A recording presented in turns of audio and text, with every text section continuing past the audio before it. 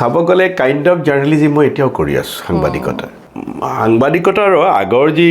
তোমালোকে বেছি ভাল জানিবা বহুতে মোক বেয়াও পাব পাৰে এতিয়া সাংবাদিকতা আগতে একেবাৰে নিৰপেক্ষ আছিল বুলি নকওঁ কিন্তু অতি সম্প্ৰতি সময়ত যিবোৰ বৃহৎ সংবাদ মাধ্যমৰ সৈতে জড়িত ক'ত সেই সাংবাদিকসকলৰ স্বাধীনতা আছে মই 2001 চনত নমিনেশ্যন বিচাৰিছিলোঁ নাই পোৱা বিধানসভাত মই 2004 লোকসভাতো বিচাৰিছিলোঁ নাই পোৱা নেচাৰেলি যেতিয়া 2006 চনত মই নমিনেশ্যন পালোঁ আপ্লুত হৈছিলোঁ আৰু নমিনেশ্যন ফিল আপ কৰোঁতে মই ভাবিলোঁ এটা যোদ্ধা মই নিৰ্বাচনটো মই জয়ী হ'ব লাগিব আৰু সেই সময়ত আমাৰ ৰাস্তা ঘাট বৰ বেয়া আছিল আজিকালি ভাল হ'ল কেতিয়াবা বাইকত যাওঁ আমি পিছফালে বহি যাওঁ বাইকতো মই কেতিয়াবা টোপনি মাৰোঁ মোৰ ৱৰ্কাৰবিলাকে কেতিয়াবা কয় যে তোমাক লৈ যাবলৈ বৰ দিগদাৰ কেতিয়াবা বাইকৰ পৰা পৰি যাবা বোলে এনেকৈ টোপনি মাৰিলে চাওক মই মোৰ প্ৰথম কাৰ্যকালক লৈ মই গৰ্বিত কাৰণ মই সাধাৰণ বিধায়ক আছিলোঁ মন্ত্ৰী নাছিলোঁ কিন্তু নদীৰ ওপৰত 3খন দলং এখন নহয় দেই 3খন দলং নদীৰ ওপৰত 17খন আৰু অন্য দলং এইটো এজন বিধায়কে সাধাৰণ বিধায়কে কৰিব পৰাটো ধেমালি কথা বুলি মই নাভাবোঁ ডক্টৰ মনমোহন সিঙৰ লগত নৰেন্দ্ৰ মোদীৰ তুলনা নহয় মোদী ডাঙৰীয়াই 2014 চনৰ নিৰ্বাচনত কৈছিল যে 16 মে'ৰ পিছত সকলো তালি টোপোলা বান্ধি যাব লাগিব কিমানটা 16 মে' পাৰ হৈ গ'ল তাৰ ঠিকনা নাই শিলচৰ তেখেতে কৈছিলে যে তেখেত প্ৰধানমন্ত্ৰী হ'লে ডিটেনশ্যন কেম্প গুৰিয়াই ভাঙি পেলাব গতিকে মোদী ডাঙৰীয়া প্ৰতিশ্ৰুতি পালন নকৰা এজন ৰাজনীতিক এজন জনপ্ৰিয় ৰাজনীতিক বুলি মই মানো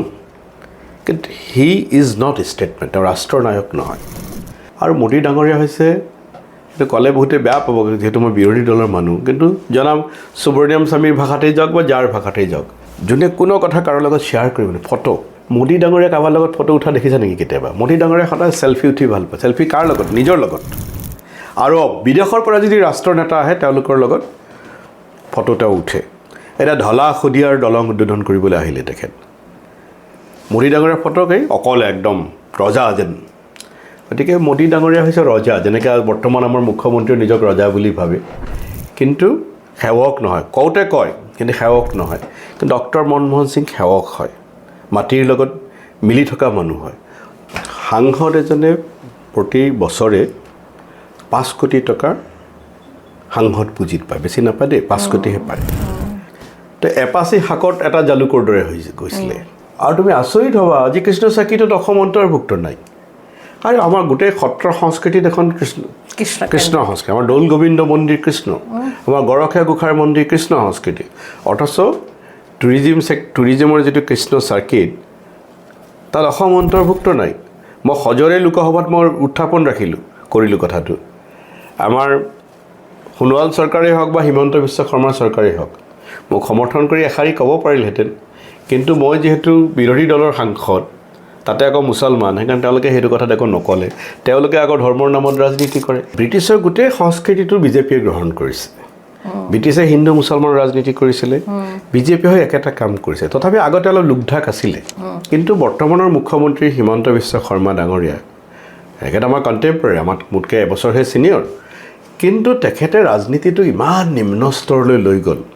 অকল হিন্দু মুছলমান বুলি নহয় ঐ দিছে বুলি মাতে নেকি কোনোবাই কচোন এজন তেওঁ IAS অফিচাৰ বা ACS অফিচাৰ জিলাখনৰ কৰ্তা তেওঁ জিলাখনৰ সৰ্বময় কৰ্তা মুখ্যমন্ত্ৰী হ'ল বুলি ঐ দিছে বুলি কয় নেকি ডক্টৰ হীৰেণ গোহাঁইৰ দৰে নমস্য বুদ্ধিজীৱী কি কয় আমাৰ মুখ্যমন্ত্ৰীয়ে মালটো ক'ৰপৰা টপকিল এনেকুৱা কথা কয় নেকি মুখ্যমন্ত্ৰীজনে আৰু ৰাজনীতিক ইমান নিম্ন পৰ্যায়লৈ লৈ গ'ল ইতিহাস বৰ নিৰ্মম হ'ব হিমন্ত বিশ্ব শৰ্মাৰ প্ৰতি কিন্তু আপোনাক লৈ কিয় কয় যে আপুনি সংখ্যালঘুসকলক লৈ ৰাজনীতি কৰিছে বুলি চাওক মোৰ সমস্যা দুই পিনে আমি ছেকুলাৰ পলিটিক্স কৰোঁ মোক বিজেপিৰ লোকসকলে কয় মই সাম্প্ৰদায়িক গৰুখুটিক লৈ হিমন্ত বিশ্ব শৰ্মা যেতিয়া ঘৃণা ছটিয়াব খোজে তাৰ মই সজৰে প্ৰতিবাদ কৰোঁ বিজেপিয়ে মোক সাম্প্ৰদায়িক বুলি কয় আৰু একাংশ মুছলমান নেতা যিসকলে পৃথক মুছলিমৰ ৰাজনীতি কৰিব খোজে তেওঁলোকে কয় যে মই বোলে মুছলমানৰ কোনো সমস্যাতেই মাত নামাতোঁ মই ডি ভোটাৰলৈও কোনো মাত নামাতোঁ মুছলমানৰ ওপৰত অত্যাচাৰ হ'লেও মাত নামাতোঁ না মই হিন্দুৰ ভালকৈ হ'ব পাৰিলোঁ না মুছলমানৰ ভালকৈ হ'ব পাৰিলোঁ নমস্কাৰ দৰ্শকসকল স্বাগতম জনাইছোঁ আপোনালোক সকলোকে অনুৰণনৰ মজিয়ালৈ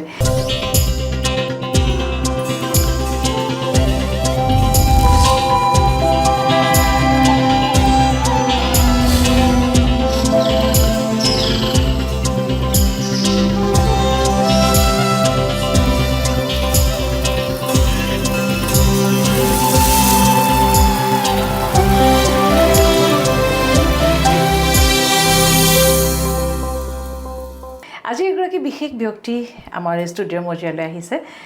মোৰ দৃষ্টিত তেখেতৰ কিবা এটা অচিনাকি তেখেত এগৰাকী ৰাজনীতিবিদ তাৰ পূৰ্বে তেখেতক মই লগ পাইছিলোঁ সংবাদ সেৱাৰ লগত জড়িত এগৰাকী ব্যক্তি হিচাপে এগৰাকী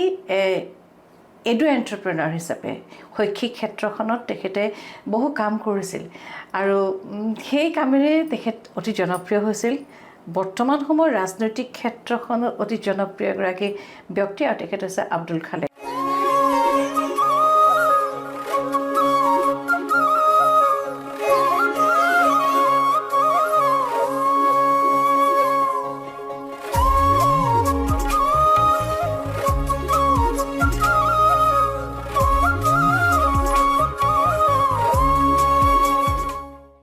মহাশয় স্বাগতম জনাইছোঁ ধন্যবাদ আব্দুল্লাহ ভাল লাগিছে আপোনাক দেখা পাই মোৰো ভাল লাগিছে বহুদিনৰ মূৰত তোমাক লগ পাইছোঁ বহুদিনৰ পাছত এই যে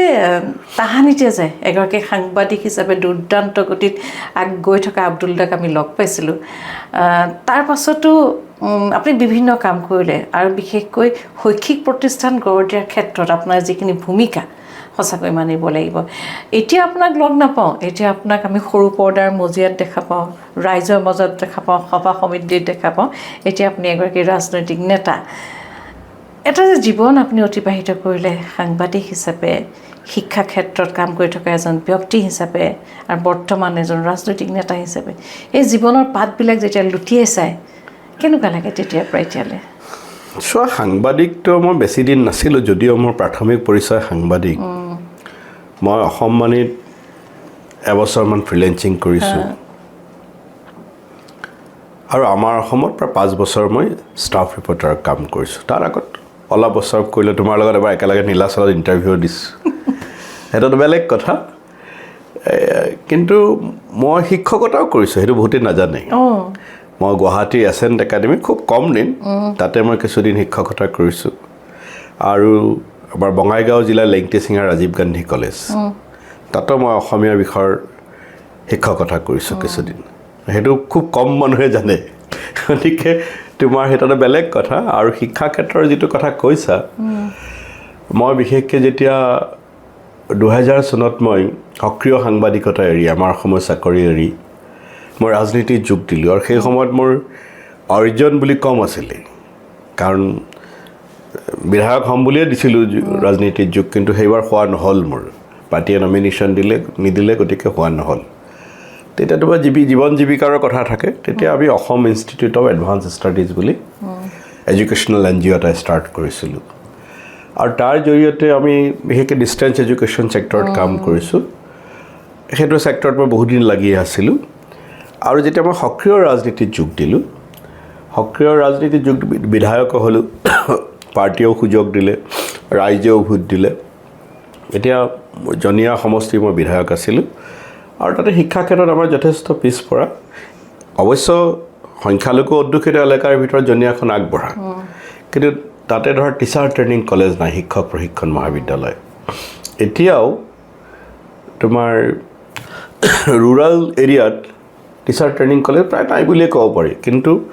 আমি তাতে উদমাৰী বুলি এখন গাঁও আছে ৰাইজে বামুণতাৰী বুলি কয় তাত এখন টিচাৰ ট্ৰেইনিং কলেজ আমি কৰিছোঁ এতিয়া আমাৰ NCT national council of teacher এডুকেশ্যনৰ এপ্ৰুভেল 100খন আসনত আমাৰ তাত বিভিন্ন আমি ভাবিছোঁ ইনিচিয়েলি আমি কৰিছিলোঁ যে আমাৰ লোকেল ল'ৰা ছোৱালীৰ কাৰণে হ'ব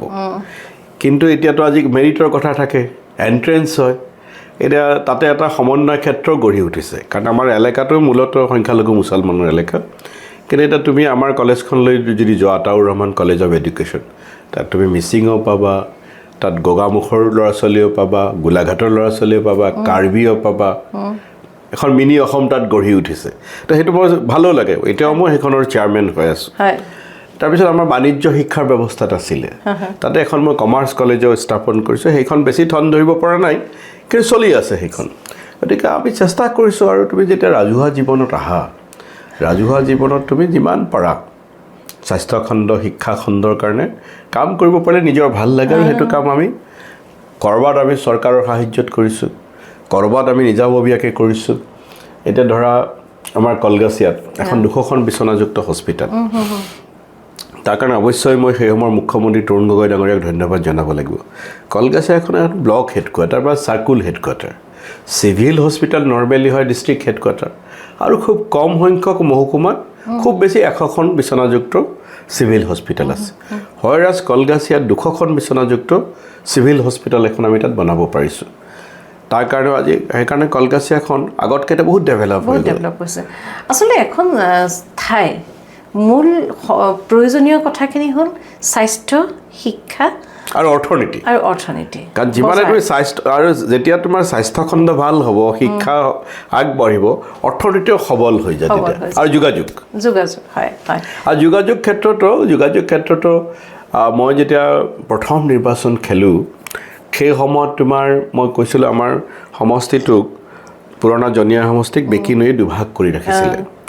তাত দলং নাছিলে কাঠৰ দলঙো নাছিলে তেতিয়া মই নিৰ্বাচনী প্ৰচাৰত মই কৈছিলোঁ যে এই দলংখনৰ কাৰণে প্ৰয়োজন হ'লে মই জাহান্নামলৈ যাম নৰকলৈ যাম কিন্তু দলংখন বনাম কিন্তু মোৰ কপাল ভাল মই জাহান্নামলৈ যাব লগা হোৱা নাই মই সেই সময়ৰ মুখ্যমন্ত্ৰী তৰুণ গগৈ ডাঙৰীয়াক মাতি লৈ গৈছোঁ বিধানসভাত প্ৰশ্ন কৰিছোঁ অনুৰোধ কৰিছোঁ আৰু তেখেতে অকল সেইখনে নহয় 3খন দলঙৰ চেংচন দিছিলে এটা কাৰ্যকালতে বেকীৰ ওপৰত মৰা বেকীৰ ওপৰত আৰু আমাৰ হেৰিৰ ওপৰত মানাহ নৈৰ ওপৰত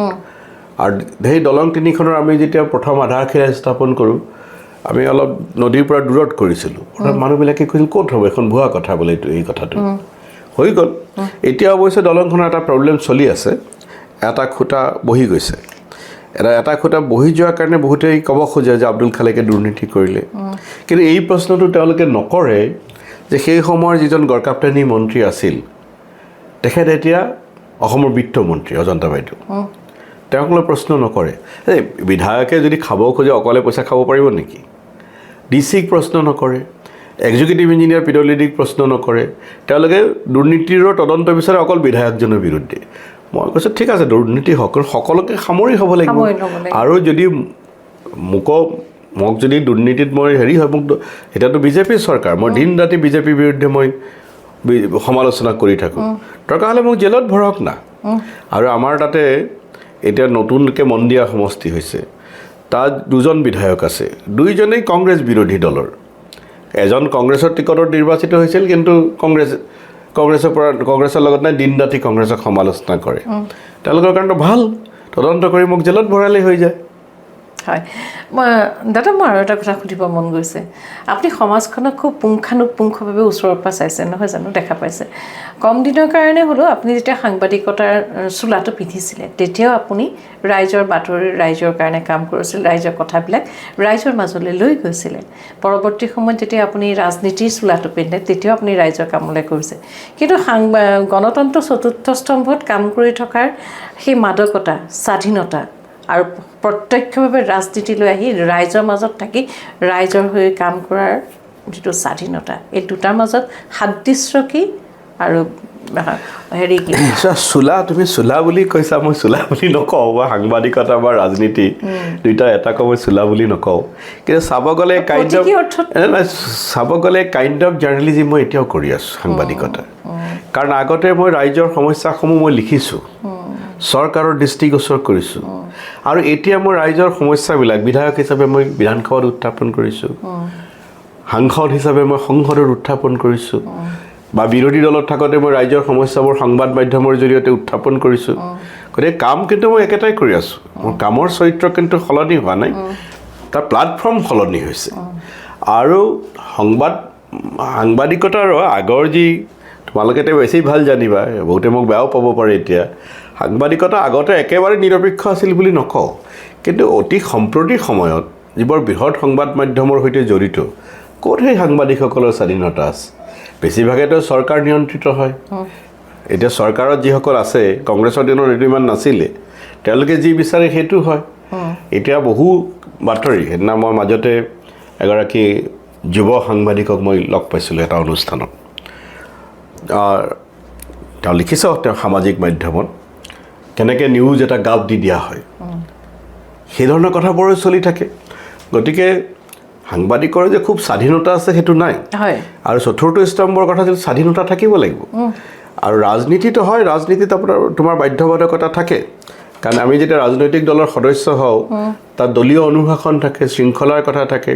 সকলো কথা যদি মুকলিকৈ কওঁ অসুবিধা হ'ব, দলীয় শৃংখলাই বাধা দিব। কিন্তু তাৰ মাজেদিও আমি জনগণৰ সমস্যাত আজি উত্থাপন কৰিবলৈ চেষ্টা কৰোঁ, দলীয় নেতৃত্বক আমি আমাৰ কথাবিলাক সন্মান কৰিবলৈ চেষ্টা কৰোঁ। মই কাম একেটাই কৰি আছোঁ বুলি ভাবোঁ। মই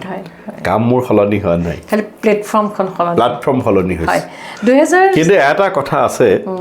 এটা কথা আছে, মই সাংবাদিক থাকোঁতে ৰাতিপুৱা মই দেৰিকৈ উঠিলে মোক প্ৰশ্ন কৰা মানুহ নাছিলে। নাইট ডিউটি কৰিছোঁ, নাইট ডিউটি কৰি ৰাতিপুৱা উঠি আছোঁ, বিন্দাছ বোলে 9টা-10টালৈকে শুই আছোঁ। এইটো এতিয়া যোনটো বৃত্তিত আছোঁ মই প্ৰফেশ্যনত, সেই ফ্ৰীডম মোৰ নাই। মোৰ মনত পৰিছে মই যেতিয়া নতুনকৈ ৰাজনীতিত যোগ দিছোঁ, বিধায়ক হোৱা নাই, 2000 চনৰ পাছত এদিন মই কলগাছি আইবিত শুই আছোঁ। সাংবাদিকবিলাকৰ বেছিভাগ যিসকলে ডেইলি পেপাৰত কাম কৰে, নাইট ডিউটি কৰে, দেৰিলৈকে শুৱাৰ অভ্যাস। ৰাতিপুৱা 6টামান বাজিছে, তো কেইজনমানে আলোচনা কৰি আছে, মই শুনি আছোঁ, বিধায়ক হোৱাই নাই, এতিয়া ইমান দেৰিলৈকে শুই থাকে। মই এতিয়া ভাবিলোঁ, এতিয়া আৰু দেৰিকৈ শুব নোৱাৰোঁ তাৰমানে। গতিকে ইয়াত মানে জবাবদিহিতা আছে। সাংবাদিকতাৰ জবাবদিহিতা নাই বুলি মই নকওঁ, কিন্তু ইয়াত জবাবদিহিতা বেছি আছে। তাৰমানে এনেকুৱা এটা কথা, সাংবাদিক এজনে কৰ্তব্য কৰে, তাৰ মাজতে কিন্তু এটা ব্যক্তিগত জীৱন থাকে। ইয়াত ব্যক্তিগত জীৱনটো নাই। হয়, এই ব্যক্তিগত জীৱন বুলি কওঁতে মই একেবাৰে ব্যক্তিগত কথা এটা আপোনাক সুধিব বিচাৰিছোঁ। পাৰিবাৰিক জীৱনত আপুনি এজন স্বামী, আপুনি 2টি সন্তানৰ পিতৃ, তাৰ লগতেতো পৰিয়ালৰ অন্যান্য সম্পৰ্কবিলাক থাকেই, নহয় জানো? এই যে পুৱাৰ পৰা নিশালৈকে আপুনি ৰাইজৰ মাজত থাকে, কেতিয়াবা পৰিয়ালৰ লগত ক'ৰবাত এটা ব্যৱধান আহি যায় নেকি? এতিয়া মোৰ পৰিবাৰ পত্নীক লৈতো সমস্যা নাই, তাই বুজি পায়। কিন্তু মোৰ কন্যাই মাজে মাজে আপত্তি কৰে, নকৰে বুলি মই নকওঁ। তুমি সদায় কিয় যোৱা, তুমি কিয় সময় নিদিয়া, মোৰ লগত অকণমান দবা কিয় নেখেলা, মই ফুৰিবলৈ যাব লাগে। তো মাজে মাজে তাইকো মই কয়, নিৰ্বাচনটো গ'লে বোলে তোক লৈ মই পাহাৰত ক'ৰবাত ফুৰিবলৈ যাম, পাক্কা প্ৰমিজ, পিংকি প্ৰমিজ বুলি কয় তাই। কৈ থওঁ, যাবও লাগিব, সেইটো মই নাযাওঁ বুলি নকওঁ। কিন্তু এইবাৰ সমস্যা কিছু আহে, ল'ৰা ছোৱালীয়ে যিটো সময় বিচাৰে, সেই সময়টো মই অন্যৰ কথা নাজানো, মইতো যিমান দিব লাগে সিমান দিব পৰা নাই, দিবলৈ চেষ্টা কৰোঁ যদিও সিমান দিব পৰা নাই। এগৰাকী ৰাজনীতিবিদৰ চাৰিওকাষে বহু ব্যক্তি থাকে, কাৰণ ৰাজনীতিবিদ এজনক অকলশৰীয়াকৈ আমি কেতিয়াও দেখা নাই, তাহানিৰ পৰা এতিয়ালৈকে। প্ৰত্যেকগৰাকী ব্যক্তিয়ে আপোনাৰ মুখৰ আগত কয় আপুনি খুব ভাল, আপুনি আটাইতকৈ ভাল। কিন্তু এজন ৰাজনীতিবিদৰ জীৱনত এনেকুৱা ঘটনা হয় নেকি যে মুখৰ আগত খুব ভাল বুলি কোৱা সেই ব্যক্তিগৰাকী আপুনি যেতিয়ালৈকে তেওঁ যিখিনি বিচাৰে, যিখিনি সহায় বিচাৰে, আপুনি কৰি থকাৰ পাছত হঠাৎ যদি আপুনি তেওঁক বিচৰা ধৰণে সহায় কৰিব পৰা নাই, তেতিয়া সেই আপোনাৰ চাৰিওকাষে থকা ব্যক্তিখিনি আঁতৰি যাই বেলেগ এজনৰ লগ ল'ব পাৰে নেকি? সেইটো ডিপেণ্ড কৰে যে তুমি কিমান ক্ষমতাৱান হৈ আছা। গুচিতো যায় বহু সময়ত, ছাপ'জ তোমাৰ 10টা বস্তু বিচাৰিছে, 9টা দিছা, 10 নম্বৰটো নিদিলে বেয়া পায়। কিন্তু তোমাক যদি ক্ষমতাৱান বুলি ভাবে, তেতিয়া পুতুককৈ গুচি নাযায়। কিন্তু যদি ভাবে মোৰ মানে সৌভাগ্য বা দুৰ্ভাগ্য যি বুলি কোৱা, মই বিশেষকৈ যেতিয়া MP এইবাৰ নেখেলিলোঁ, আৰু মই যিটো সমষ্টিৰ পৰা খেলিব খুজিছিলোঁ তাত আমাৰ পাৰ্টীৰে MPও জিকি গ'ল, সেই সময়খিনি বৰ কঠিন সময় আছিল বুলি মই ভাবোঁ। মই বহুত মানুহ চিনি পালোঁ। গতিকে তোমাক যেতিয়া মানুহে ভাবে যে ই চেছ আৰু এই ক্ষমতাহীন হৈ গ'ল, তেতিয়া মানুহবিলাকৰ আচল চৰিত্ৰ ওলাই পৰে। কিন্তু তাৰ মাজতো বহু মানুহ থাকে যোনে তোমাৰ দুখৰ দিনতো, তোমাৰ বেয়া দিনতো, তুমি যেতিয়া নিঃসংগ হৈ পৰা, সেই সময়তে তেওঁলোকে বজ্ৰৰ দৰে তেওঁলোকে তোমাৰ লগত থাকে। তেনেকুৱা মানুহ আছে, নাই বুলি মই নকওঁ। কিন্তু মানুহ চিনাটো অতি জটিল। আৰু মই ভাবোঁ এগৰাকী ক্ষমতাহীন যেতিয়া হোৱা, মই বেছিদিন ক্ষমতাহীন হৈ থকা নাই। এবাৰলৈ হৈছিলে, এবাৰলৈ হ'লে কি হয়, মই চোৱা, যেতিয়া মই 2011 চনত হাৰিছোঁ, মই হাৰিছোঁহে, চৰকাৰ আমাৰ দলৰ আছে, আপুনি বিষয়ববীয়া বাবদ আছে। মই কৈছোঁ তোমাক, যেতিয়া হাৰিলোঁ মই ভাবিলোঁ কিছুদিন আৰু জিৰণি ল'ম, গুচি আহিলোঁ। মই গুচি অহাৰ পিছত মই দেখিলোঁ যে নাই, মই চৰকাৰ হৈ গ'ল, পিছদিনাই মানুহ আহিছে মোৰ তাত, মোক জিৰণি ল'বলৈ সময় দিয়া নাই। কাৰণ চৰকাৰ হৈ গ'ল, মানুহে ভাবিলে এটা কাম কাজ ইয়াৰ দ্বাৰা আদায় কৰিব পৰা যাব। 6 মাহ পিছতে আকৌ মই মুখ্যমন্ত্ৰীৰ প্ৰেছ ছেক্ৰেটাৰী হৈ গ'লোঁ, সেইটো এটা পাৱাৰ চেণ্টাৰ হৈ গ'ল। গতিকে তুমি 11 পৰা 16 যদিও মই বিধায়ক হৈ থকা নাছিলোঁ, কিন্তু ক্ষমতাৰ বৃত্তৰ ভিতৰত আছিলোঁ কাৰণে সেইটো তুমি ইমান চিনি পাইছোঁ বুলি মই নকওঁ। আৰু আপুনি যি সময়ত কিন্তু তোমাৰ এইটো তোমাৰ যিটো 24ৰ পৰা মানে প্ৰায় এবছৰ বা 6 মাহ, এই সময়খিনি চৰকাৰো নাই আমাৰ দলৰ, মই সাংসদো হৈ থকা নাই, গতিকে বহুতে ভাবিছিলে চেছ আৰু এতিয়াও ভাবে দুই চাৰিজনে মই একেবাৰে নাভাবে বুলি নকওঁ কিন্তু ৰাইজে বিচাৰে কাৰণে ময়ো কিছুদিন জিৰণি লৈছোঁ নাই লোৱা বুলি নকওঁ প্ৰয়োজন কিন্তু ৰাইজে যেতিয়া বিচাৰিলে তেতিয়া মই আকৌ ওলাই আহিছোঁ হয় হয় আপুনি মাননীয় তৰুণ গগৈ ডাঙৰীয়াৰ লগত আছিলে প্ৰেছ উপদেষ্টা হিচাপে হয় মই তেখেতৰ প্ৰেছ ছেক্ৰেটাৰী আছিলোঁ প্ৰেছ ছেক্ৰেটাৰী হৈ আছিল তৰুণ গগৈ ডাঙৰীয়া চিন্তা চৰ্চাৰ অলপ বেলেগ ধৰণৰ সেই আৰু অতি জনপ্ৰিয় এজন অসমৰ মুখ্যমন্ত্ৰী আছিল তৰুণ গগৈ ডাঙৰীয়া তাৰমানে তেওঁক গাভৰু ডেকা ল'ৰা ছোৱালীকেইটাও যেনেকৈ ভাল পায় বৃদ্ধজনক সমানে ভাল পায় গতিকে এগৰাকী মুখ্যমন্ত্ৰী শাসক পক্ষও যিমান ভাল পায় বিৰোধী পক্ষও সিমানে ভাল পায় হয় আৰু খুব স্বতঃস্ফূৰ্তভাৱে কথাবিলাক কৈ যায় খুব এজন অভিজ্ঞ ৰাজনীতিবিদ নহয় জানো আৰু সেইজন ব্যক্তিৰ লগত আপুনি তেখেতৰ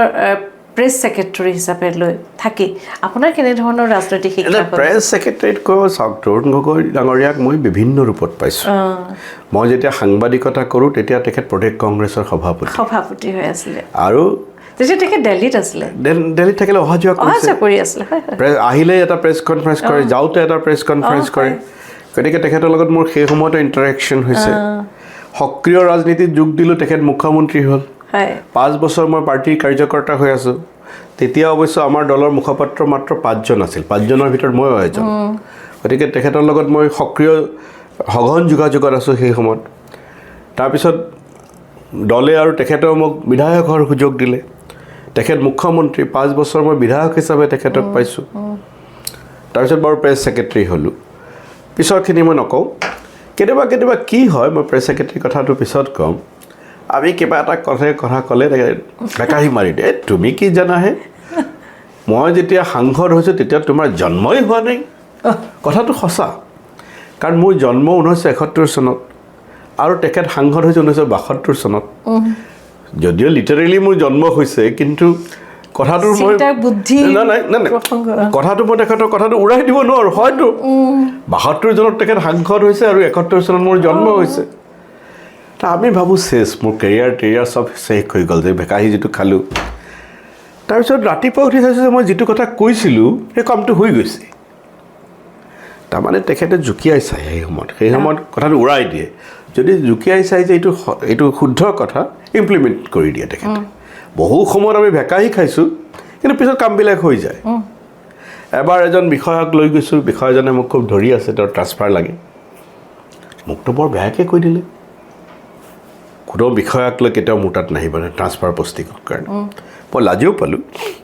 কিন্তু ছমাহ পিছত বিষয়াজনৰ পষ্টিং হৈ গৈছে গতিকে তেখেতৰ বেলেগ হেৰি আছিলে আৰু তেখেতৰ প্ৰেছ ছেক্ৰেটাৰী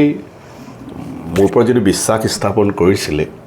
সেইটো মোৰ কাৰণে সৌভাগ্যৰ কথা আৰু তেওঁ অজমিৰ হুছেইনৰ বহুত কথাৰ লগত মোৰ মিল নাই কিন্তু ব্লাণ্ট পলিটিচিয়ান বুলি তেখেতৰ বায়'গ্ৰাফী জীৱনী এখন লিখিছে মই ভাবোঁ যে ৱাজবীৰ হুছেইনৰ একেবাৰে তেওঁ যিটো লিখিছে স্পষ্টবাদী যোনে বল্ড সেইটো পূৰা ঠিক লিখিছে ৱাজবীৰ হুছেইনে তেখেতৰ বিষয়ে সঁচাকৈ আৰু সেইবাবে তেওঁ যিকোনো কথা ধেমেলিকৈ হ'লেও খুব স্পষ্টকৈ কৈ দিব পাৰিছিলে আৰু সাম্প্ৰদায়িকতাৰ বিৰুদ্ধে তেওঁ মাত পাতিছিলে তেখেতে যেতিয়া মই বহুত কথাতে মনত আছে এতিয়া বাবৰি মছজিদ ডিমলিশ্যনৰ বিৰুদ্ধে বলিষ্ঠভাৱে তেখেতে মাত মাতিছিলে আৰু কোনো ধৰণৰ হিন্দু সাম্প্ৰদায়িকতা মুছলমান সাম্প্ৰদায়িকতা কাৰো লগত আপোচ কৰা নাছিল কিন্তু তেখেত একে সময়ত এজন জাতীয়তাবাদী আছিল দেই তেওঁ অসমীয়া জাতিক প্ৰাণ ভৰি ভাল পাইছিলে অৱশ্যে এই আপোনাৰ সেই অসমীয়া জাতীয়বাদটো আজিৰ মুখ্যমন্ত্ৰী হিমন্ত বিশ্ব শৰ্মা বা আজিৰ অগপৰ সভাপতি অতুল বৰাৰ জাতীয়তাবাদ নহয় কিন্তু চাউলুং চুকাফাৰ জাতীয়তাবাদ মই জাতীয়তাবাদ বুলি কওঁতে এটা কথা মনত পৰিছে দাদা আমি লাচিত ঘাটত লাচিতৰ মূৰ্তিটো দেখিছোঁ লাচিতৰ মূৰ্তিৰ কাষতে সেই দাঁড়িয়া এজন ব্যক্তি যিহেতু লাচিতৰ মূৰ্তিটোত কেইবাজনো লাচিতৰ লগত সৈনিক আছে কিন্তু দাঁড়িয়া এজন সৈনিক আছে সেইজনে বাঘ হাজৰিকা লাচিতৰ লগত কিন্তু তেওঁ বাঘ হাজৰিকাক ৰাখিছে পিছৰ সময়ত বাঘ হাজৰিকাক লৈ যথেষ্ট সমালোচনা কণ্ট্ৰভাৰ্চি হৈছে সঁচাকৈ বাঘ হাজৰিকাৰ ভূমিকা কি আছিল কিন্তু বাঘ হাজৰিকা আমি জানো বুৰঞ্জীৰ এটা সপ্ৰতিভ সঁচা চৰিত্ৰ শৰাইঘাটৰ যুদ্ধত বাঘ হাজৰিকাৰ যিখিনি অৱদান কোনো এজন অসমীয়াই সেই অৱদানক কেতিয়াও সেয়ক জ্ঞান কৰিব নোৱাৰে এই কথাষাৰ লাচিতৰ মূৰ্তিটো প্ৰতিষ্ঠাৰ ক্ষেত্ৰত সময়ত তৰুণ গগৈয়ে খুব স্পষ্টকৈ কৈছিল যে ইয়াত আমি এটা নিদৰ্শন দাঙি ধৰিব লাগিব সেই নিদৰ্শনৰ অন্যতম প্ৰতীক অসমৰ শৰাইঘাট যুদ্ধৰ বাঘ হাজৰিকা মোৰ সেই কথাষাৰ কাৰণে তেনে বহু কথাৰ কাৰণে তৰুণ গগৈদেৱক খুব ভাল লাগে পৰৱৰ্তী সময়ত তেখেতৰ পুত্ৰ গৌৰৱ গগৈকো আপুনি লগ পাইছে আপোনালোকৰ দল মোৰতো সৌভাগ্য মই যেনেকৈ তৰুণ গগৈ ডাঙৰীয়া মুখ্যমন্ত্ৰী থাকোঁতে বিধায়ক হৈ আছোঁ আৰু 16 চনৰ পৰা 19 চন তেখেতৰ বিধায়ক ময়ো বিধায়ক একেলগে বিৰোধী বিধায়ক হৈ আছোঁ আৰু তেখেতৰ পুত্ৰৰ লগতো মই 5 বছৰ সাংসদ হৈ আছোঁ এতিয়া বাৰু পাৰ্টিত মোৰ বছ এতিয়া যিহেতু তেখেত প্ৰদেশৰ সভাপতি এতিয়া আমাৰ অগণন কংগ্ৰেছ কৰ্মীৰ লগতে এতিয়া গৌৰৱ গগৈ মোৰো বছ এতিয়া হয় 2006 চনৰ পৰা 2011 চনলৈ আপুনি প্ৰথমবাৰৰ বাবে বিধানসভালৈ নিৰ্বাচন হৈছিল জনীয়া সমষ্টিৰ পৰা নহয় জানো এজন ৰাজনীতিকৰ ভিতৰৰ মানুহজনক মই বিচাৰি চাব বিচাৰিছোঁ প্ৰথমবাৰ আপোনালোকে নমিনেশ্যন পেপাৰ দিয়ে প্ৰথমবাৰ আপোনালোকে আবেদন কৰে যে ময়ো বিধায়ক হ'ব বিচাৰোঁ তাৰপাছত দলে নিৰ্বাচন কৰে কোনজনক এইবাৰ এই সমষ্টিটোৰ পৰা আমি টিকট দিম যেতিয়া আপোনালোকে নমিনেশ্যন পেপাৰ সাবমিট কৰে তাৰ পিছৰ পৰা আপোনাৰ যিকোনো এজন ৰাজনীতিবিদৰ সেই যাত্ৰাটো কেনেকুৱা হয় তাৰ পাছত যেতিয়া আপুনি জিকি আহে তাৰ পিছৰ সময়খিনিতো ক্ৰমান্বয়ে উত্তেজনা বাঢ়ি গৈ থাকে নাই চাওক নমিনেশ্যন যেতিয়া ছাবমিট কৰোঁ তেতিয়াতো আমি যোদ্ধা নমিনেশ্যন আমি এতিয়া ধৰক আমাৰ পাৰ্টিৰ এপ্লিকেশ্যন প্ৰচেছ চলি আছে এপ্লিকেশ্যন দিছোঁ ময়ো দিছোঁ তো এটা হ'ল আমাৰ এপ্লিকেশ্যন প্ৰচেছ মই 2001 চনতো নমিনেশ্যন বিচাৰিছিলোঁ নাই পোৱা বিধানসভাত মই 2004 লোকসভাতো বিচাৰিছিলোঁ নাই পোৱা নেচাৰেলি যেতিয়া 2006 চনত মই নমিনেশ্যন পালোঁ আপ্লুত হৈছিলোঁ আৰু নমিনেশ্যন ফিল আপ কৰোঁতে মই ভাবিলোঁ এটা যোদ্ধা মই নিৰ্বাচনটো মই জয়ী হ'ব লাগিব সেইকেইদিন কেতিয়াবা মই ৰাতি 2:30 নিৰ্বাচনী সভাত ভাগ লৈছোঁ কেতিয়াবা টোপনি মাৰোঁ আৰু ভাষণ দিওঁ আৰু সেই সময়ত আমাৰ ৰাস্তা ঘাট বৰ বেয়া আছিল আজিকালি ভাল হ'ল কেতিয়াবা বাইকত যাওঁ আমি পিছফালে বহি যাওঁ বাইকতো মই কেতিয়াবা টোপনি মাৰোঁ মোৰ ৱৰ্কাৰবিলাকে কেতিয়াবা কয় যে তোমাক লৈ যাবলৈ বৰ দিগদাৰ কেতিয়াবা বাইকৰ পৰা পৰি যাবা বোলে এনেকৈ টোপনি মাৰিলে কিন্তু ৰাতি টোপনি নহয় বাইকতো কেতিয়াবা টোপনি আহি যায় গতিকে এনেকুৱা অৱস্থা হৈছিলে আৰু নেচাৰেলি যেতিয়া জিকি গ'লোঁ জিকি যোৱাৰ পিছততো খুব ভাল লাগে সেইটোতো হয় মই বিধায়ক হৈ গ'লোঁ তাৰমানে মই জনপ্ৰতিনিধি মোৰ এহাতে ভালো লাগে আনহাতে মোৰ গাত গধুৰ দায়িত্বও পৰিল এতিয়া সেই দায়িত্বও পালন কৰিব লাগিব দুইটা অনুভৱ একেলগে আহে হয় সেই সময়ত আমাৰ ৰাজ্যত কংগ্ৰেছ দল আছিলে আৰু কেন্দ্ৰতো কংগ্ৰেছ দল আছে হয় আপুনি কি ভাবে সেই কাৰ্যকালটোত আপোনাৰ কৰ্মৰ যিখন তালিকা সেই তালিকাখনত আপুনি কিমান দূৰ সফল হৈছিল নাই চাওক মই মোৰ প্ৰথম কাৰ্যকালক লৈ মই গৰ্বিত কাৰণ মই সাধাৰণ বিধায়ক আছিলোঁ মন্ত্ৰী নাছিলোঁ কিন্তু নদীৰ ওপৰত 3খন দলং এখন নহয় দেই 3খন দলং নদীৰ ওপৰত 17খন আৰু অন্য দলং এইটো এজন বিধায়কে সাধাৰণ বিধায়কে কৰিব পৰাটো ধেমালি কথা বুলি মই নাভাবোঁ কমপ্লিট হোৱা নাই কমপ্লিট পৰৱৰ্তী কাৰ্যকালত কিন্তু আৰম্ভ কৰিছোঁ আমাৰ বঙাইগাঁৱৰ পৰা অভয়াপুৰী লেংটেচিঙীয়া বৰপেটা হৈ আমিনগাঁৱলৈ বিকল্প ৰাষ্ট্ৰীয় ঘাইপথৰ দাবী আছিলে মোৰ সেইটো কাৰ্যকালত আৰম্ভ হৈছিলে সেইটোও মোৰ কাৰণে এটা গৌৰৱৰ কথা মই কলগাছিয়া চিভিল হস্পিটেলৰ কথা অকণমান আগত মই কৈছোঁ 200খন বিচনাযুক্ত হস্পিটেল আমাৰ ঋষভপুৰ বুলি এডোখৰ ঠাই আছে তাত এটা হস্পিটেল বালিকুৰিত এখন হস্পিটেল ৰহা এইখন নগাঁও ৰহা নহয় পুৰণা জনীয়া সমষ্টিত এটা ৰহা আছে তাত এখন হস্পিটেল 3খন হস্পিটেল জনীয়া সমষ্টিত সেই সময়ত পূৰ্ণাংগ থানা নাছিলে আমি কলগাছিয়াত এখন পূৰ্ণাংগ থানা কৰিছিলোঁ সেই সময়ত সেইটো কাৰ্যকালত এনে BEd কলেজৰ কথা মই টিচাৰ ট্ৰেইনিঙৰ কলেজৰ কথাটো তোমাক আগতে কৈছোঁ তদুপৰি প্ৰথম 3 বছৰতে 180 কিলোমিটাৰ ৰাস্তা পকী কৰিব পাৰিছিলোঁ য'ত মাত্ৰ খুব বেছি 10 কিলোমিটাৰ ৰাস্তাহে পকী আছিল তাৰ আগতে 10 কিলোমিটাৰো নহয় আৰু কম আছিলে আমাৰ যিটো মূল পথ তাৰ অৱস্থা জৰাজীৰ্ণ আছিলে গতিকে মই সেইটো কাৰ্যকালত মই গৰ্বিত আৰু 11 চনত যদিও মই নিৰ্বাচন হাৰিছিলোঁ মোৰ সেই যি 2006ৰ পৰা 11 লৈ যিটো মোৰ ৰিপৰ্ট কাৰ্ড তাৰ ওপৰত ভিত্তি কৰিয়ে ৰাইজে মোক 16 চনত 30,000 ভোটত জিকাই পঠাইছিলে কাৰণ যেতিয়া 11 চনত যিজন জিকিলে তেখেতৰ লগত মোৰ ৰিপৰ্ট কাৰ্ড যেতিয়া ৰিজাই চালে দেখিলে নাই আব্দুল খালেক ৱাজ বেটাৰ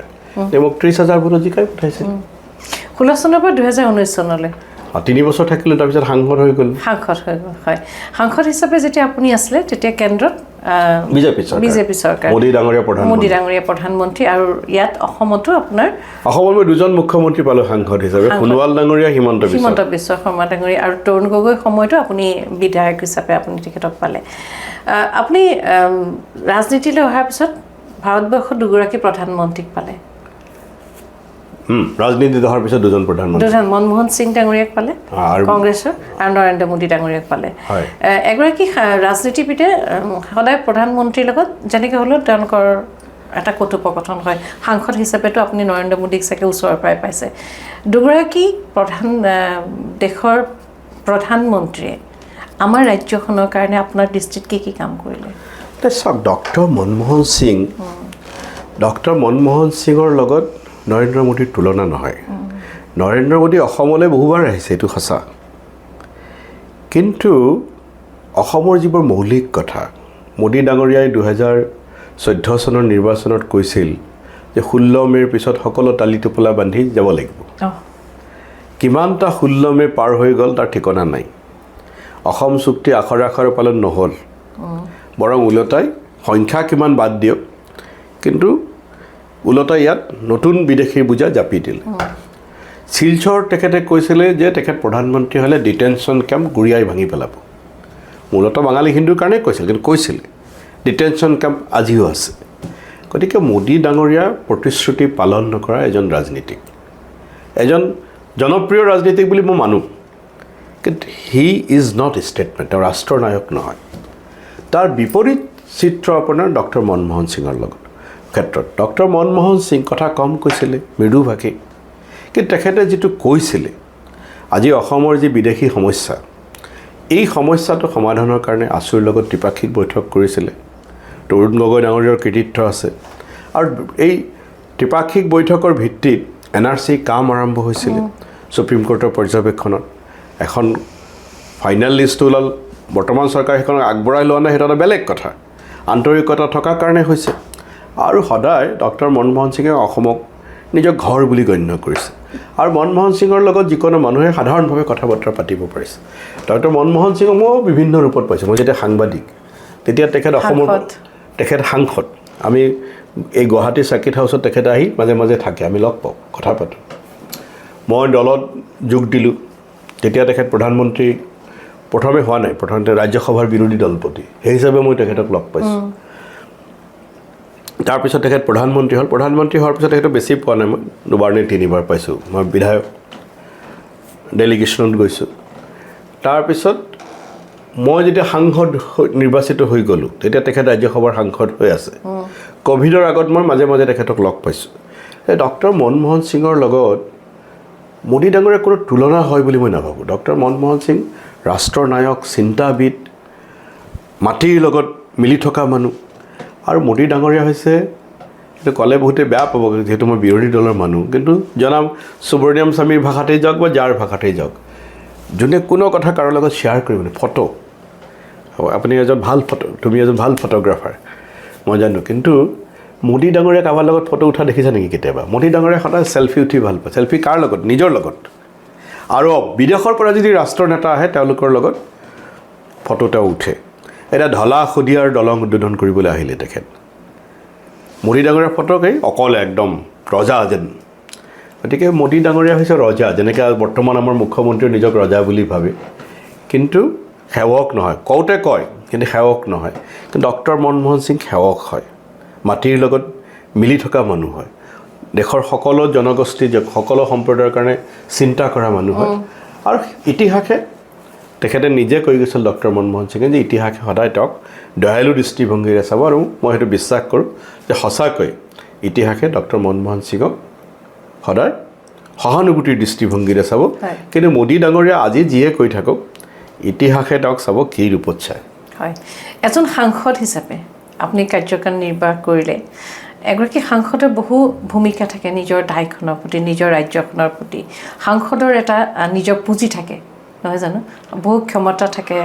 বহু সুবিধা থাকে সা সুবিধাখিনিৰ কথা দাদা এতিয়া নাপাতো কিন্তু কথাটো হ'ল সাংসদৰ যিটো পুঁজি বহু সময়ত বিতৰ্ক হৈ যে এজন সাংসদে এটা পুঁজিৰ ধন সঁচা অৰ্থত ব্যৱহাৰ নকৰিলে এইটো চোৱা মই যদি সুধো সাংসদ হিচাপে আপুনি আপোনাৰ কাৰ্যকালত উল্লেখযোগ্য কাম কেনেকুৱা তাৰমানে এতিয়া যেতিয়া আপুনি বিধায়কৰ আপোনাৰ সেই পুৰণা জীৱনটোলৈ যায় আপোনাৰ মনটো ভৰি উঠে আপুনি সেই নদীৰ দলংকেইখনৰ কথা মনলৈ আহিলে শৈক্ষিক প্ৰতিষ্ঠানটোৰ কথা মনলৈ আহিলে ঠিক এটা সাংসদ হিচাপে নে চোৱা সাংসদ এজনে প্ৰতি বছৰে 5 কোটি টকাৰ সাংসদ পুঁজিত পায় বেছি নাপায় দেই 5 কোটিহে পায় আৰু মই যিটো লোকসভা সমষ্টিৰ সাংসদ আছিলোঁ তাত 10টা বিধানসভা সমষ্টি আছিল তাৰমানে তুমি যদি সমষ্টিত ভাগ কৰা 50 লাখহে হয় বিধায়কে 1 কোটি পায় তাৰমানে বিধায়কতকৈ কম তাতে আকৌ কোভিড আছিলে 2 বছৰৰ এটা বছৰ একেবাৰে দিয়া নাই এটা বছৰ 2 কোটি দিছে টকা কাটিলে তো এপাচি শাকত এটা জালুকৰ দৰে হৈ গৈছিলে 1 2 বিধায়কে বিভিন্ন শিতানৰ কিছু ধন বিৰোধী পক্ষৰ হ'লেও পায় সাংসদ আমাৰ গাঁৱৰ ভাষাত মানে মানুহে আমাৰ এজন ব্লক কংগ্ৰেছৰ সভাপতি আছিল শহীদুল ইছলাম তেখেতে সদায় কয় যে মই পাণ তামোলৰ যিটো পাণ মই পাণৰ পাগল নহয় লালৰ পাগল পাণ খালে যিটো ৰঙা হয় সেই ৰঙাটোৰ পাগল মই তো মোৰ দৃষ্টিত সাংসদটো তোমাৰ পাণ নহয় লাল সাংসদৰ তোমাৰ নাম যশস্যা বহুত বেছি কিন্তু সাংসদ যদি বিৰোধী পক্ষৰ হয় তেওঁ বহুত কথা উত্থাপন কৰিব পাৰে কেন্দ্ৰীয় চৰকাৰৰ লগত যোগাযোগ কৰিব পাৰে কিন্তু উন্নয়নৰ ক্ষেত্ৰত তেওঁৰ ভূমিকাটো অলপ কম থাকে কিন্তু মই সেই বুলি মোৰ সতীৰ্থ যিসকল সাংসদ আছিল শাসক আৰু বিৰোধী তেওঁলোকৰ কাৰো তুলনাত মই উন্নয়নৰ কাম কম কৰা নাই যেনেকৈ অসমত প্ৰথমটো মাল্টি মডেল লজিষ্টিক হাব মোৰ সমষ্টিৰ যোগীঘোপাত আৰম্ভ হৈছে মই গৌৰৱ অনুভৱ কৰোঁ মোক কোনোবাই ক্ৰেডিটটো দিয়ে নিদিয়ে সেইটো বেলেগ কথা আৰু ক'ত আৰম্ভ হৈছে তাত অশোক কাগজ কল আছিলে মই বিধায়ক থাকোঁতে বহুবাৰ দাবী উত্থাপন কৰিছিলোঁ যে অশোক কাগজ কলটো পুনৰুজ্জীৱিত হ'ব লাগে নহ'লে সেইটো বেলেগ কথা সাংসদ হৈ মই সেই দাবী উত্থাপন কৰিছিলোঁ তেতিয়া মোক চৰকাৰে জনালে যে তাত আমি আৰু কাগজ কল নহয় আমি এটা মাল্টি মডেল লজিষ্টিক হাব কৰিম তাত এতিয়া সুকীয়াকৈ তাত ঘাইপথৰ বেলেগ কাম হৈছে ৰেলৰ কানেকশ্যন হৈছে আৰু ভৱিষ্যতে তাত বিমান কানেকশ্যনো হ'ব আৰু এটা উন্নত মানৰ বন্দৰো তাত হৈছে পৰ্ট গতিকে এটা যোগীঘোপা ভৱিষ্যতে এটা বাণিজ্যিক ডাঙৰ বাণিজ্যিক য'ত নিযুক্তিৰ সম্ভাৱনা হ'ব মই গৰ্বিত সেইটোলৈ কিন্তু একেটা সময়তে মই ক'ম যে যদি ডেভেলপমেণ্টৰ দৃষ্টিকোণেৰে চাব যোৱা হয় মই ভাবোঁ যে মোৰ নিজৰ অভিজ্ঞতাৰ পিনৰ পৰা কৈছোঁ যে সাংসদতকৈ বিধায়কে বেছি কাম কৰিব পাৰে সাংসদৰ আৰু এটা সমস্যা আছে যিকোনো প্ৰজেক্ট ষ্টেট গভৰ্ণমেণ্টে পঠালেহে চেণ্ট্ৰেল গভৰ্ণমেণ্টে টেক আপ কৰে ইয়াত বিধায়কে বহু কাম ঠেলি ৰাজ্য চৰকাৰৰ দ্বাৰা কৰিব পাৰে কিন্তু সাংসদে যদি ৰাজ্য চৰকাৰখনৰ পৰা সহযোগ নাপায় আৰু বেছিভাগ ক্ষেত্ৰত যেতিয়া বিৰোধী দলৰ চৰকাৰ হয় সহযোগ নকৰে তেতিয়া তাত কাম কৰাটো কঠিন হৈ পৰে কিন্তু প্ৰেছাৰৰ কাৰণে হেঁচাৰ কাৰণে সাংসদ ভাল নিজৰ সুনামৰ কাৰণে সাংসদ ভাল মানে ৰাজ্যৰ কথাখিনিৰ মই ধৰক কাম কৰা নাই বেলেগ কথা মই যেতিয়া নিৰ্বাচিত হৈ গ'লোঁ যেনেকৈ মই সংসদত গৰাখহনীয়াৰ কথা উত্থাপন কৰিছোঁ তেনেকৈ মই বৰপেটাক হেৰিটেজ চিটিৰ সেই সময়ত এটা আঁচনি আছিলে আৰু বৰপেটা চহৰখন যিহেতু সত্ৰই ঘেৰি ৰাখিছে গতিকে মই কৈছিলোঁ যে বৰপেটাক হেৰিটেজ চিটি কৰা তেওঁলোকে আঁচনিটো বন্ধ কৰি দিলে বেলেগ কথা এতিয়া পৰ্যটনৰ ক্ষেত্ৰত পৰ্যটনত বিভিন্ন চাৰ্কিটৰ লগত এটা তোমাৰ কৃষ্ণ চাৰ্কিট আছে আৰু তুমি আচৰিত হ'বা আজি কৃষ্ণ চাৰ্কিটত অসম অন্তৰ্ভুক্ত নাই আৰু আমাৰ গোটেই সত্ৰ সংস্কৃতিত এখন কৃষ্ণ সংস্কৃতি আমাৰ দৌল গোবিন্দ মন্দিৰ কৃষ্ণ আমাৰ গৰখীয়া গোসাঁইৰ মন্দিৰ কৃষ্ণ সংস্কৃতি অথচ টুৰিজিমৰ যিটো কৃষ্ণ চাৰ্কিট তাত অসম অন্তৰ্ভুক্ত নাই মই সজৰে লোকসভাত মই উত্থাপন কৰিলোঁ কথাটো আমাৰ সোণোৱাল চৰকাৰেই হওক বা হিমন্ত বিশ্ব শৰ্মা চৰকাৰেই হওক মোক সমৰ্থন কৰি এষাৰি ক'ব পাৰিলহেঁতেন কিন্তু মই যিহেতু বিৰোধী দলৰ সাংসদ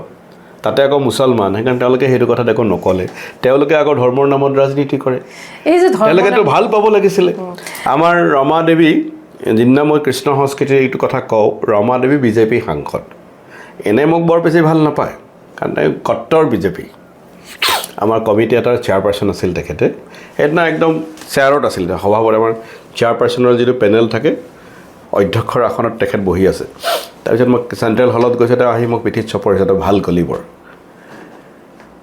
সেইটো মই তেওঁক এপ্ৰিচিয়েট কৰোঁ গতিকে আমাৰ যোনে যোন ভাল কথা কওঁ সেইটো এপ্ৰিচিয়েট কৰিব লাগে কিন্তু অসম চৰকাৰৰ বিজেপি চৰকাৰে মোৰ কথাটোক লৈ আগবাঢ়ি গ'লে সেইটোক এচেপ্ট কৰিলে আগবাঢ়ি যাব পাৰে নকৰিলে তেওঁলোকে কোনটো কৰে খালি হিন্দু মুছলমান কৰে মই এই কথাখিনিত মই এটা কথা কওঁ এই যে আমাৰ হিন্দু মুছলমানৰ ৰাজনীতিক লৈ যিটো হিন্দু মুছলমানৰ অৰিয়াউৰি কাৰণ আমি যদি ব্ৰিটিছৰ দেশ স্বাধীন হোৱাৰ আগতে ব্ৰিটিছেই সেই কাৰবাৰটো কৰি থৈ গ'ল নহয়নে দাদা হিন্দু মুছলমানক লৈ ৰাজনীতি এটা ৰাজনীতি বিষবাস্প এটা আমাৰ মাজত সোমাই গ'ল পৰৱৰ্তী সময় যিমানেই বাগৰি আহিছে এই কথাবিলাকে আমাক খুব আমনি কৰে আমাৰ নতুন প্ৰজন্মকো আমনি কৰে এতিয়া যিটো ৰাজনীতিৰ ক্ষেত্ৰ এই ক্ষেত্ৰখনত আমাৰ উন্নয়নমূলক কামৰ কথা বেছিকৈ আলোচনা কৰাতকৈ আমি হিন্দু মুছলমানৰ এই ৰাজনীতিক লৈয়ে আমি সময় বেছি পাৰ কৰিছোঁ নি এইটো কথাৰ পিছত আৰু এটা প্ৰশ্ন কৰিম আপোনালৈ চাওক ব্ৰিটিছৰ গোটেই সংস্কৃতিটো বিজেপিয়ে গ্ৰহণ কৰিছে ব্ৰিটিছে হিন্দু মুছলমানৰ ৰাজনীতি কৰিছিলে বিজেপিয়ে হৈ একেটা কাম কৰিছে তথাপি আগতে অলপ লোকঢাক আছিলে অটল বিহাৰী বাজপেয়ী ইমান খোলাখালি কৰা নাই বা সৰ্বানন্দ সোণোৱালো খোলাখালি কৰা নাই সৰ্বানন্দ সোণোৱাল যদিও বিজেপিৰ মুখ্যমন্ত্ৰী আছিলে তেখেত অকণমান বাজপেয়ী টাইপৰ মানুহ আছিলে লোকঢাক কৰিছিলে কিন্তু বৰ্তমানৰ মুখ্যমন্ত্ৰী হিমন্ত বিশ্ব শৰ্মা ডাঙৰীয়া তেখেত আমাৰ কণ্টেম্পৰেৰী আমাক মোতকৈ এবছৰহে ছিনিয়ৰ কিন্তু তেখেতে ৰাজনীতিটো ইমান নিম্ন স্তৰলৈ লৈ গ'ল অকল হিন্দু মুছলমান বুলি নহয় ঐ দিছি বুলি মাতে নেকি কোনোবাই কচোন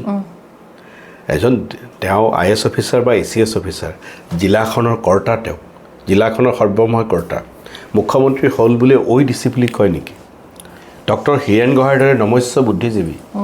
কি কয় আমাৰ মুখ্যমন্ত্ৰীয়ে মাল্টু কৰ্পৰা টপকিল এনেকুৱা কথা কয় নেকি মুখ্যমন্ত্ৰীজনে ৰাজনীতিক ইমান নিম্ন পৰ্যায়লৈ লৈ গ'ল ইতিহাস বৰ নিৰ্মম হ'ব হিমন্ত বিশ্ব শৰ্মাৰ প্ৰতি আপুনি ইমান ভাল কাম কৰি আছে শিক্ষাৰ ক্ষেত্ৰখনত মই কওঁ বিশেষভাৱে কিন্তু আপোনাক লৈ কিয় কয় যে আপুনি সংখ্যালঘুসকলক লৈ ৰাজনীতি কৰিছে বুলি চাওক মোৰ সমস্যা দুই পিনে আমি ছেকুলাৰ পলিটিক্স কৰোঁ মোক বিজেপিৰ লোকসকলে কয় মই সাম্প্ৰদায়িক কাৰণ মই দুৰ্বল মুছলমানৰ কথা উত্থাপন কৰোঁ মই গৰাখহনীয়াত সৰ্বহাৰা লোকৰ কথা উত্থাপন কৰোঁ মই ভোটাৰৰ কথা উত্থাপন কৰোঁ সংখ্যালঘুৰ ওপৰত নিৰ্যাতন হ'লে সেই কথা উত্থাপন কৰোঁ গৰু খুটিক লৈ হিমন্ত বিশ্ব শৰ্মাই যেতিয়া ঘৃণা ছটিয়াব খোজে তাৰ মই সজৰে প্ৰতিবাদ কৰোঁ বিজেপিয়ে মোক সাম্প্ৰদায়িক বুলি কয় আৰু একাংশ মুছলমান নেতা যিসকলে পৃথক মুছলিমৰ ৰাজনীতি কৰিব খোজে তেওঁলোকে কয় যে মই বোলে মুছলমানৰ কোনো সমস্যাতেই মাত নামাতোঁ মই ভোটাৰলৈও কোনো মাত নামাতোঁ মুছলমানৰ ওপৰত অত্যাচাৰ হ'লেও মাত নামাতোঁ না মই হিন্দুৰ ভালকৈ হ'ব পাৰিলোঁ না মুছলমানৰ ভালকৈ হ'ব পাৰিলোঁ কিন্তু মই মানুহ হিচাপে মই গৰ্বিত অনুভৱ কৰোঁ আৰু মই ভাবোঁ যে যেতিয়া এজন জনপ্ৰতিনিধি মই যেতিয়া বিধানসভালৈ গৈছোঁ যেতিয়া জনিয়াৰ বিধায়ক আছিলোঁ তেতিয়া মই জনিয়াৰ হিন্দু মুছলমান সকলোৰে মই বিধায়ক সেইটো ডাঙৰ কথা মই যেতিয়া বৰপেটাৰ সাংসদ আছিলোঁ মই বৰপেটাৰ হিন্দু মুছলমান সকলোৰে মই সাংসদ মোৰ নিজস্ব পৰিচয় আছে আব্দুল খালেক জন্ম আৰু বিশ্বাসসূত্ৰে মুছলমান কিন্তু MP আব্দুল খালেক বৰপেটাৰ MP আছিল তেওঁ হিন্দুও নহয় মুছলমানো নহয় জনিয়াৰ MLA আব্দুল খালেক তেওঁ যেতিয়া জনিয়াৰ MLA আব্দুল খালেক জন্ম আৰু বিশ্বাসসূত্ৰে মুছলমান কিন্তু যেতিয়া MLAৰ কথা আহিব বিধানসভাৰ সদস্য তেওঁ হিন্দুও নহয় মুছলমানো নহয় বিধানসভাৰ সদস্য আৰু সেইকাৰণে আমাৰ সমস্যা আমি যিসকলে অকল মই বুলিয়ে নহয় আমি যিসকলে এইবোৰ দৰ্শনত বিশ্বাস কৰোঁ গৌৰৱ গগৈয়ে হওক দেৱব্ৰত শইকীয়াই হওক বা লুৰিণজ্যোতি গগৈয়ে হওক আমি যিসকলে এই দৰ্শনত বিশ্বাস কৰোঁ তেওঁলোকৰ পক্ষে সমস্যা হৈ যায় না ইফালে থাকোঁ না সিফালে থাকোঁ হয় এইবাৰ 2026ত আপোনাক আমি এগৰাকী বিধায়ক হিচাপে আমি ধৰি ল'লোঁ আপুনি জিকিব এগৰাকী বিধায়ক হিচাপে আপুনি বিধানসভাৰ ঈশ্বৰে আপোনাৰ বাণী গ্ৰহণ কৰক সঁচাকৈ আপুনি জিকিব আপুনি বিধানসভাৰ বিধায়কৰ আসন অলংকৃত কৰিব তাৰপিছত বিধায়ক হৈ আমাৰ এই অনুষ্ঠানলৈ আহিব লাগিব কিন্তু হয় তেতিয়া ধৰি ল'লোঁ এইবাৰ চৰকাৰখন আকৌ বিজেপিয়ে পালে মই ভাবোঁ না তুমি ধৰি লোৱা কিন্তু মই ভাবোঁ যে চৰকাৰখন কংগ্ৰেছৰ হ'ব নিশ্চয় কংগ্ৰেছ বিৰোধী জোটবন্ধনৰ হ'ব তুমি ধৰিব পৰা বিজেপিৰ বুলি কিন্তু আমি ভাবোঁ যে এইটো কংগ্ৰেছৰ চৰকাৰ হ'ব কংগ্ৰেছৰ চৰকাৰ হ'ব মই ধৰি ল'লোঁ বিজেপি চৰকাৰ হ'ব আমাৰ বিধানসভাত অসমত ৰাজ্যত আৰু চেণ্ট্ৰেলত যদি কেন্দ্ৰতটো আছেই বিজেপি চৰি কেন্দ্ৰতটো আছে আমাৰ ৰাজ্যতো যদি হয় ডাবল ইঞ্জিন যদি চৰকাৰ হয় তেতিয়া এগৰাকী বিধায়ক হিচাপে আপুনি কেনেকৈ শক্তিশালী হ'ব চোৱা মই মোৰ প্ৰথম কথাটো মই তোমাৰ কথাটোত মই সহমত হ'ব খোজা নাই কিন্তু 2016 পৰা 2019 মই বিধায়ক আছিলোঁ যেতিয়া বিজেপি আছিল দিল্লী দিছপুৰ দুই জেগাতে বিজেপিৰ চৰকাৰ আছিল আৰু চৰকাৰখনৰ অৱশ্যে অসমৰ বিজেপি চৰকাৰখন চালুকীয়া অৱস্থাত আছিল তেতিয়া আমি বেছি সমালোচনা এইকাৰণে কৰিব পৰা নাছিলোঁ কাৰণ যিকোনো চৰকাৰক কাম কৰিবলৈ সুযোগ দিব লাগে তুমি যদি আৰম্ভণিতেই সমালোচনা কৰা সেইটো ঠিক কথা নহয় গতিকে আমি প্ৰথম এবছৰ আমি তেওঁলোকক সমালোচনা কৰা নাই আমি আশা কৰিছিলোঁ তেওঁলোকে ভাল কাম কৰিব যেতিয়া বাজেট বক্তৃতাত হিমন্ত বিশ্ব শৰ্মাই ব্ৰহ্মপুত্ৰৰ দুই পাৰে এক্সপ্ৰেছ হাইৱেৰ কথা কৈছিলে আমি ভাল পাইছিলোঁ আৰু সৰ্বানন্দ সোণোৱালে নমামী ব্ৰহ্মপুত্ৰ পাতিছিল আমি ভাল পাইছিলোঁ মই তেতিয়া কৈছিলোঁ যে যদিহে সঁচাকৈ ব্ৰহ্মপুত্ৰৰ দুই পাৰে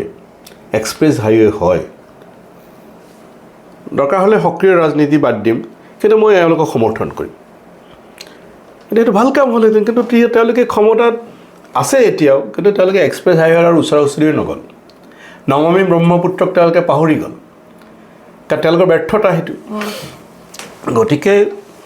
বিৰোধী হিচাপে বিধায়ক বা সাংসদ হিচাপে আমি যে চৰকাৰৰ আৰু বিৰোধীৰ কাম হৈছে চৰকাৰৰ ভুল ত্ৰুটি আঙুলিয়াই দিয়া কিন্তু এইটো নহয় যে চৰকাৰৰ প্ৰতিটো কথাত সমালোচনা কৰিব লাগিব চৰকাৰে ভাল কাম কৰিলে ভাল বুলিও ক'ব লাগিব গতিকে সেই কাম আমি কৰি দেখুৱাইছোঁ কিন্তু দুনাই মই আকৌ বিৰোধী বিধায়ক হ'ব নোখোজোঁ কাৰণ মোৰ ব্যক্তিগত কথা নহয় এতিয়া হিমন্ত বিশ্ব শৰ্মাই অসমখন শেষ কৰি পেলালে অসমক হিমন্ত বিশ্ব শৰ্মাৰ কুটিল হাতৰাৰ পৰা উদ্ধাৰ কৰিব লাগিব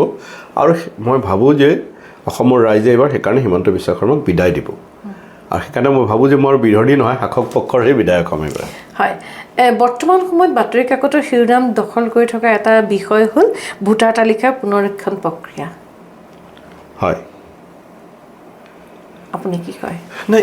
চাওক ভোটাৰ তালিকাৰ এইটো হৈছে আমাৰ এছআৰ মানে স্পেচিয়েল ৰিভিজন বিশেষ সংশোধন এখন খচৰা তালিকা প্ৰকাশ হৈছে খচৰাখনত 2-4টা ত্ৰুটি থাকিলে ইমান সাংঘাতিক নাই কিন্তু শেহতীয়াকৈ মই যিটো খবৰ পাইছোঁ যে BLOসকলক কাঢ়া নিৰ্দেশ দিয়া হৈছে যাতে এটা নিৰ্দিষ্ট পৰিমাণৰ মানুহৰ নাম ভোটাৰ তালিকাৰ পৰা কাটি দিয়ে যেনেকৈ হওক কাৰোবাৰ ঠিকনা সলনি হোৱা বুলি কাৰোবাৰ শ্বিফটিং বুলি কাৰোবাক ডেথ বুলি আৰু ইয়াতে আজি হৈছে আপত্তি আৰু দাবীৰ অন্তিম তাৰিখ এতিয়া এইবিলাকৰ শুনানি হ'বনে নাই শুনানিতো হ'ব লাগিব এতিয়া এই মঞ্চৰ পৰাই মই নিৰ্বাচন আয়োগক দাবী জনাইছোঁ যে যিসকল ব্যক্তিৰ বিৰুদ্ধে আপত্তি দাখিল হৈছে মৃত বুলিয়েই হওক ঠিকনা সলনি কৰাই হওক বা অন্য কিবাই হওক সেইখন তালিকা প্ৰকাশ কৰক ৱেবছাইটত দাঙি ধৰক যে এইজন মৃত বুলি কোৱা হৈছে মৃত হয় নে নহয় আমি পৰীক্ষা কৰিব পাৰিম এইজন বোলে ঠিকনা সলনি কৰিছে আমি পৰীক্ষা কৰিব পাৰিম কিন্তু যদি এনেই কাটি দিয়ে সেইটো সমীচীন কথা নহ'ব কিন্তু এতিয়া ভাৰতৰ নিৰ্বাচন আয়োগ তেওঁলোকে স্বতন্ত্ৰতা হেৰাই পেলাইছে তুমি মনত পেলোৱা TN ছেছনৰ কথা সাংবাদিক হিচাপে তোমাৰ মনত আছে TN ছেছনক লৈ ভাৰতৰ মানুহ গৌৰৱান্বিত আছিল আৰু এতিয়া নিৰ্বাচন আয়োগ চৰকাৰৰ ভিতৰ পৰিণত হৈছে আচলতে তেতিয়া TN ছেছনৰ যিটো ভূমিকা তেওঁক সকলোৱে সন্মান কৰিছিল তেওঁক কৈ এটা কথা সকলোৱে শুনিছিল সংবাদ মাধ্যমৰ যোগে এতিয়া গণেশ কুমাৰৰ কথা কোনোবা শুনে নেকি চিনি নাপায় কাৰণটো এইটোৱে যে ছেছনৰ স্বতন্ত্ৰতা আছিলে অৱশ্যে ছেছন যেতিয়া নিৰ্বাচন আয়ুক্ত আছিল তেতিয়া কংগ্ৰেছৰ চৰকাৰ আছিল কংগ্ৰেছ চৰকাৰে প্ৰতিষ্ঠানসমূহক যিমান স্বাধীনতা দিয়ে বিজেপিয়ে সেই স্বাধীনতা নিদিয়ে সেইটো এটা মই গণেশ কুমাৰৰ প্ৰতিও মোৰ ক'ৰবাত অকণমান হ'লেও সহানুভূতি এইকাৰণে আছে যে বেচেৰা স্বাধীনতাটো নাপায় কিন্তু যোনে যি পদত আছে সেই পদত থাকি তাৰ স্বতন্ত্ৰতা তাৰ যি স্বাভিমান সেইটো ৰক্ষা কৰিবলৈ চেষ্টা কৰিব লাগে নহ'লে পদ এৰি দিব লাগে এটা বয়সত গৈ এনে মোৰ নিজৰ কথাই কৈছোঁ এতিয়া মই যেতিয়া 50 যেতিয়া মানুহ পাৰ কৰে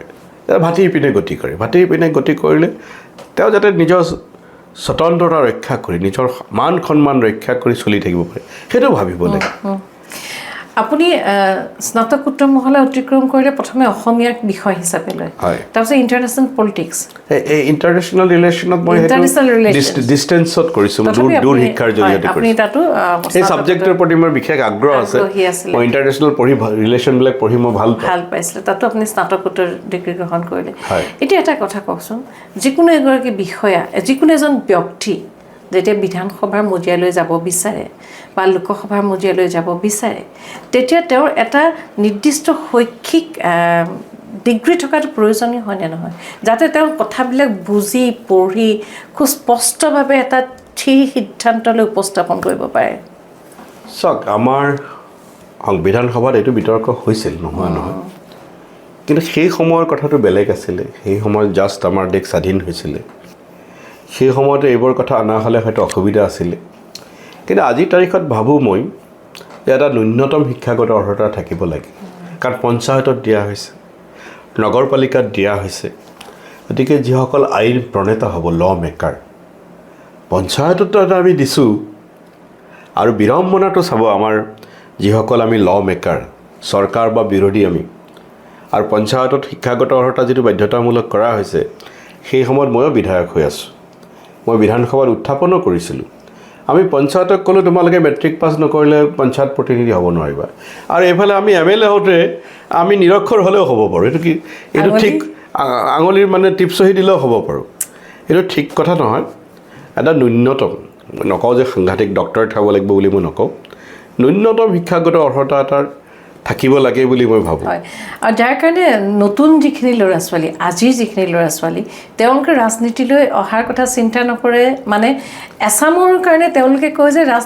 ৰাজনীতি কাম নাইকিয়া মানুহ ৰাজনীতিত যিকোনো মানুহ এওঁলোক আহিব পাৰে কিন্তু যেতিয়া এটা অৰ্হতা দিব আৰু যেতিয়া ৰাইজে এটা মানদণ্ড বিচাৰিব তেতিয়া নতুনসকল কিন্তু ৰাজনীতিলৈ তোমাৰ এইটো কথাত মই পূৰাপূৰি একমত নহয় আজিকালি নতুন প্ৰজন্মৰো বহু ল'ৰা ছোৱালী ৰাজনীতিলৈ আহি আছে আমি যিহেতু ৰাজনৈতিক দলত আছোঁ আমি চাই আছোঁ বিভিন্ন প্ৰফেশ্যনৰ মানুহ কোনোবা ডক্টৰ আহিছে কোনোবা আৰ্কিটেক্ট আহিছে কোনোবা ইঞ্জিনিয়াৰ আহিছে কোনোবাই গৈ ফাইনেন্স কণ্ট্ৰল কৰিছে তাৰ ল'ৰা ছোৱালী আহিছে বিভিন্ন প্ৰফেশ্যনৰ কিন্তু এটা আপুনি ৰাজনীতিটো সকলোৱে নকৰে এইটোও ঠিক নহয় মই আৰু এটা কথা কওঁ মই জানো এইটোত আপুনি মোৰ লগত একমত নহ'ব তথাপি মই আপোনাক সুধিম কোৱা বহু লোকে কয় এটা দলত এগৰাকী ব্যক্তি প্ৰভাৱশালী হ'বৰ বাবে তেওঁ জ্ঞান গৰিমাৰ কথাৰ লগতে তেওঁ আৰ্থিকভাৱে বহুত চহকী হ'ব লাগিব তেতিয়াহে বোলে টিকেট পায় নাই টিকেট পোৱাটোৰ ক্ষেত্ৰত সেইটো নহয় কিন্তু চোৱা মই যেতিয়া সাংবাদিকতা এৰোঁ তেতিয়া মোৰ একাউণ্টত মাত্ৰ 16,000 টকা আছিল যেতিয়া মই কংগ্ৰেছ দলত যোগ দিওঁ সেই বছৰ অৱশ্যে মই টিকট পোৱা নাই 5 বছৰ পাৰ্টিৰ কাৰণে কাম কৰিছোঁ আৰু 2006 চনত মই যেতিয়া কাৰণ আমাৰ সৰ্বভাৰতীয় দল দিল্লীলৈ যাব লাগে আমাৰ টিকটৰ যুঁজখন যেতিয়া চলি আছে মই 70,000 টকালৈ দিল্লীলৈ গৈছিলোঁ মোৰ লগত 4জন ল'ৰা আছিলে তাৰে আকৌ একজেক্ট মোৰ মনত নাই 14,000-15,000 টকা ঘূৰিও আহিছিলে তাত আমি থাকিছোঁ খাইছোঁ গতিকে এই কথাটোত মই বিশ্বাস নকৰোঁ কাৰণ আব্দুল খালেকেতো টকা পইচা নোহোৱাকৈ বিধায়ক হ'ল সাংসদ হ'ল নোৱাৰে বুলি কোনো কথা নাই কিন্তু সৰ্বসাধাৰণৰ মাজত বহু লোকে বহু বিভ্ৰান্তি আছে কিন্তু এইটোও ঠিক সমাজ যি চলি থাকে ৰাজনীতি তাৰ ব্যতিক্ৰম হ'ব নোৱাৰে সমাজত এতিয়া অৰ্থৰ পয়োভৰ বাঢ়িছে বাহুবলৰ পয়োভৰ বাঢ়িছে ৰাজনীতি তাৰ ব্যতিক্ৰম নহয় আৰু সেইকাৰণে ৰাজনীতিত নতুন নতুন ল'ৰা ছোৱালী আহিব লাগে প্ৰতিভাৱান ল'ৰা ছোৱালী আহিব লাগে দেশ আৰু সমাজৰ প্ৰতি দায়বদ্ধ ল'ৰা ছোৱালী আহিব লাগে তেতিয়াহে দেশখন সমাজ চলাব পাৰিব আৰু যদি দুদুতে বিদুৰ হৈ থাকে যদি ভাবে এইটো পুতিগন্ধময় এইখন কথা কেনেকৈ ভাল হ'ব সঁচাকৈ আৰু এটা প্ৰশ্ন আপুনি বিৰোধী এতিয়া যি শাসকীয় দলত এটা চেণ্ট্ৰেলৰ পৰা বৰমূৰীয়াসকল অহাৰ উজান উঠিছে নৰেন্দ্ৰ মোদী ডাঙৰীয়া অসমলৈ অহাৰ ৰেকৰ্ড কৰিছে তাৰ বাহিৰে অন্যান্য চেণ্ট্ৰেলৰ জ্যেষ্ঠ মন্ত্ৰীসকল আহি আছে প্ৰতিৰক্ষা মন্ত্ৰীৰ পৰা আৰম্ভ কৰি সকলো এই কথাবিলাকে বিৰোধীক ক'ৰবাত ভয় খুৱাইছে নেকি ভয় খুৱাবলৈ কি আছে চোৱা দুবাৰকৈ প্ৰধানমন্ত্ৰী আহিলে ডিচেম্বৰত আহিছে জানুৱাৰীতো আহিলে প্ৰধানমন্ত্ৰী আহিল ঠিক আছে প্ৰধানমন্ত্ৰী আহিলেতো সকলোৰে ভাল লাগে এজন অসমীয়া হিচাপে অসমবাসী হিচাপে ৰাজনীতিৰ ভোটযুদ্ধৰ কথা বেলেগ আমি কিয় বেয়া পাম কিন্তু প্ৰধানমন্ত্ৰী আহিলে জুবিন ক্ষেত্ৰলৈ প্ৰতিদিনে হাজাৰ হাজাৰ মানুহৰ সমাগম হয় প্ৰথমবাৰ বাৰু সময় নাপালে দ্বিতীয়বাৰটো বোলে এবাৰ জুবিন ক্ষেত্ৰত গৈ নমস্কাৰটো কৰিব পাৰিলেহেঁতেন সেৱা কৰিব পাৰিলেহেঁতেন গ'ল জানো প্ৰধানমন্ত্ৰী নগ'ল প্ৰথমবাৰ পাহৰি গ'ল হিমন্ত বিশ্ব শৰ্মাই মনত নিদিলে দ্বিতীয়বাৰটো কৈ মনত পেলাই দিব পাৰিলেহেঁতেন নক'লে জুবিন নামে উচ্চাৰণ নকৰিলে আগৰ বিজেপি দলে কয় কি ময়ো জুবিন অনুৰাগী আমিও জুবিনৰ অনুৰাগী ইমানেই অনুৰাগ যে প্ৰধানমন্ত্ৰীৰ মুখেৰে জুবিন শব্দটোৱে উচ্চাৰিত নহ'ল ইমানেই অনুৰাগ যে প্ৰধানমন্ত্ৰী খানাপাৰালৈ আহিব পাৰে খানাপাৰাৰ পৰা মাত্ৰ কেই কিলোমিটাৰ ন সোণাপুৰলৈ যাব নোৱাৰে প্ৰধানমন্ত্ৰী এইবাৰ যোনদিনা আহিছে 17 জানুৱাৰী সেইদিনা শিল্পী দিৱস অসমৰ প্ৰতিখন নগৰ আৰু গাঁও সকলো গাঁৱত নহ'লে মোটামুটি উন্নত ঠাইবিলাকত বেছিভাগত হৈছে শিল্পী দিৱস ৰূপকোঁৱৰ জ্যোতিপ্ৰসাদৰ প্ৰতি শ্ৰদ্ধা জনাই অসমৰ ৰাইজে শিল্পী দিৱস পালিলে প্ৰধানমন্ত্ৰীৰ মুখেৰে তুমি সাংবাদিক হিচাপে মোক কোৱা সেইদিনা ৰূপকোঁৱৰ জ্যোতিপ্ৰসাদৰ বিষয়ে কোনো বাণী উচ্চাৰিত হোৱা শুনিছানে নাই শিল্পী দিৱসেই হওক বা জ্যোতিপ্ৰসাদৰ হওক এইকাৰণে কোৱা নাই কিয় কৰে জানা কাৰণ জ্যোতিপ্ৰসাদৰ কথা ক'লে সেইটো বিজেপিৰ ৰাজনীতিৰ লগত নিমিলে জুবিনৰ কথা ক'লে বিজেপিৰ ৰাজনীতিৰ লগত নিমিলে কাৰণ জুবিন বা জ্যোতিপ্ৰসাদ সাম্প্ৰদায়িকতাৰ ঊৰ্ধত আছিলে জুবিন আৰু জ্যোতিপ্ৰসাদ সমন্বয়ৰ অসম বিচাৰিছিলে বৰ অসম বিচাৰিছিলে সম্প্ৰীতিৰ অসম বিচাৰিছিলে শংকৰ ৰাজানৰ অসম বিচাৰিছিলে সেইটো বিজেপিয়ে নিবিচাৰে আৰু সেইকাৰণে বিজেপিৰ নেতাসকল যিমানে আহক প্ৰধানমন্ত্ৰী মন্ত্ৰী যিমানে আহক দুই এজন অকণমান ব্যতিক্ৰম আছে বিজেপিৰ চব বেয়া মানুহ আছে বুলি মই নকওঁ মোক যদি এটা সোণোৱাল ভাৰ্চাছ হিমন্ত ভোট দিব কোৱা মোৰ ভোটটো সোণোৱালৰ পক্ষত পৰিব ভাৰ্চাছ যদি কোৱা কিন্তু সোণোৱালক মই বেয়া এটাই পাওঁ যে তেওঁ ভুল দলত আছে সৰ্বানন্দ সোণোৱাল মানুহজন মই ইমান বেয়া বুলি নকওঁ কিন্তু তেওঁ ভুল দলত আছে কিন্তু আজি কি হৈছে হিমন্ত বিশ্ব শৰ্মাৰ মুখ্যমন্ত্ৰী ডাঙৰীয়াই মাজতে 21 চনলৈকে দুৰ্নীতি হৈ থকা বুলি ক'লে তাৰমানে সৰ্বানন্দ সোণোৱালৰ দুৰ্নীতি হৈছিল তদন্ত কিয় কৰা নাই তোমাক আৰু মই মনত পেলাই দিছোঁ হিমন্ত বিশ্ব শৰ্মাই সৰ্বানন্দ সোণোৱালৰ দিনত গৰু চিণ্ডিকেট চলি থকাৰ কথা কৈছিল আজিকালি নকয় তো মুখেৰে ক'লে হ'ব নেকি তদন্ত কিয় নকৰিলে অসমে কিমান টকাৰ লোকচানৰ সন্মুখীন হ'ল আৰু মুখ্যমন্ত্ৰীয়ে বুকু ডাঠি ক'ব পাৰিবনে এতিয়া গৰুৰ চিণ্ডিকেট সীমান্তত নচলে বুলি এতিয়া মই মাজতে মানকাছাৰ আমাৰ দক্ষিণ চালমাৰলৈ গৈছিলোঁ তাত চোৰাংকৈ গৰু চিণ্ডিকেটো চলি আছে বুলি ৰাইজে মোক কৈছে তাত আমাৰ ষ্টনৰ চিণ্ডিকেট চলি আছে শিলবালিৰ চিণ্ডিকেট চলি আছে ব্লাক পেপাৰৰ চিণ্ডিকেট চলি আছে তোমাৰ চুপাৰীৰ তামোলৰ চিণ্ডিকেট চলি আছে চিণ্ডিকেট ৰাজনীতিটো শেষ হোৱা নাই নাই অকল ৰাজনীতি নহয় এইটো এটা চোৱা ৰাজ্যৰ একচেকাৰত আমাৰ ৰাজকোষত ধন জমা হ'ব লাগে আমাৰ ৰাজহ বাঢ়িব লাগে যেতিয়া চিণ্ডিকেট চলে আমাৰ ৰাজহ নাবাঢ়ে অসম ধাৰত পুত গৈ আছে আজি চৰকাৰৰ পলিচি হ'ব লাগিছিল যে আমাৰ ৰাজহ কেনেকৈ বাঢ়িব আমাৰ ৰাজহ কমি আছে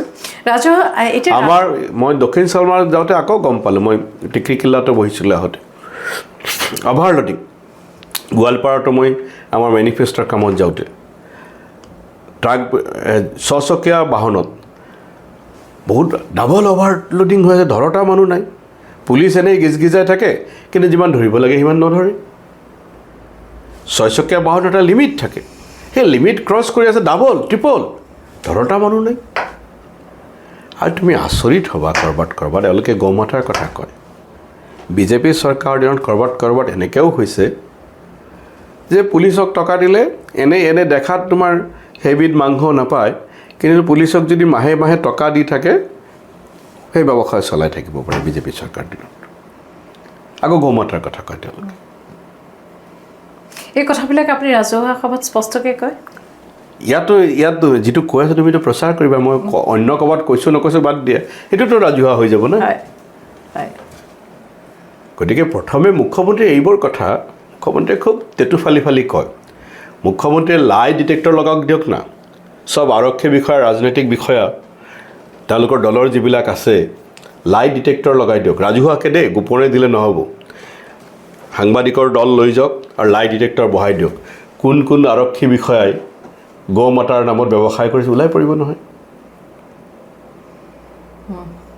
মোৰ পৰা প্ৰমাণ বিচাৰি লাভ নাই লাই ডিটেক্টৰ দিয়ক পাব্লিক প্লেচত মই লাগিলে উপস্থিত থাকিম মই ক'ব পাৰিম আমুকক লৈ আনা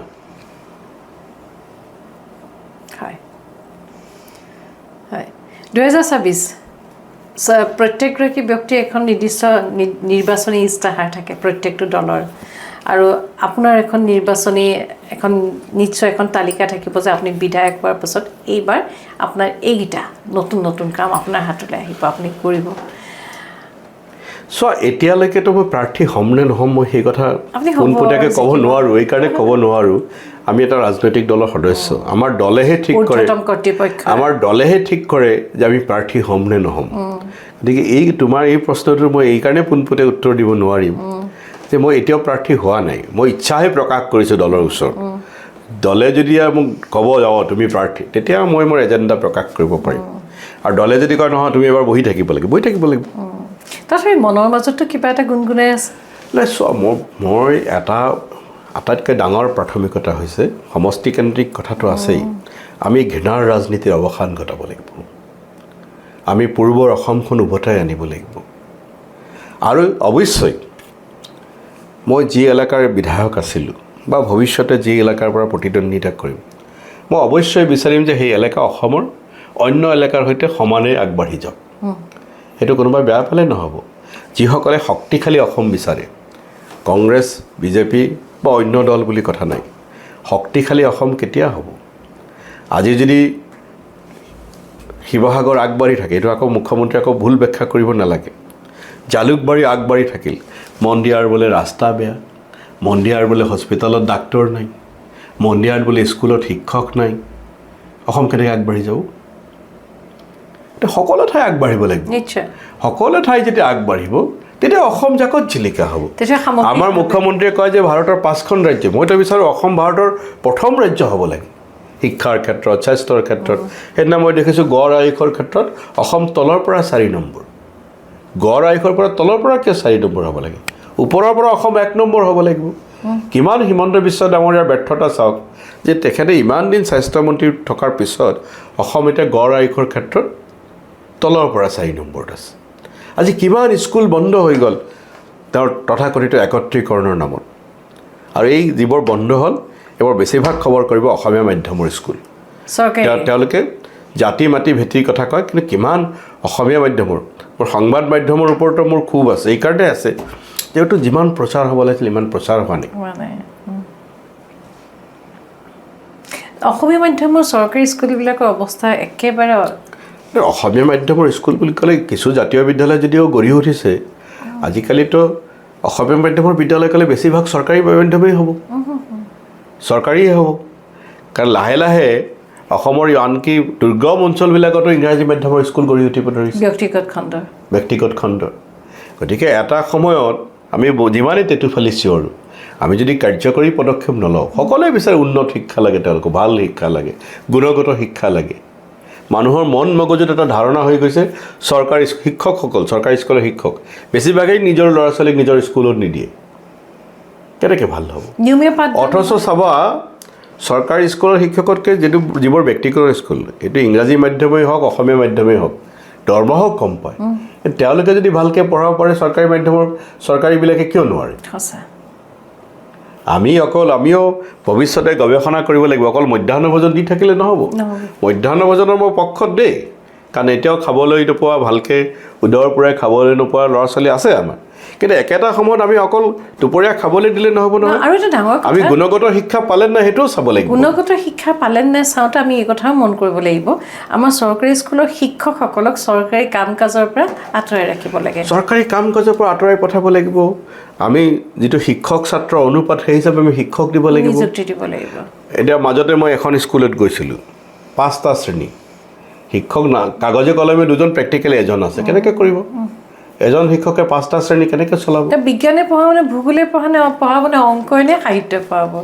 দাদা বৰ ভাল লাগিল আপোনাৰ লগত কথা পাতি ধন্যবাদ মোৰো ভাল লাগিল বহুত দিনৰ পাছত আপোনাক মুখামুখিকৈ দেখা পালোঁ তোমাৰ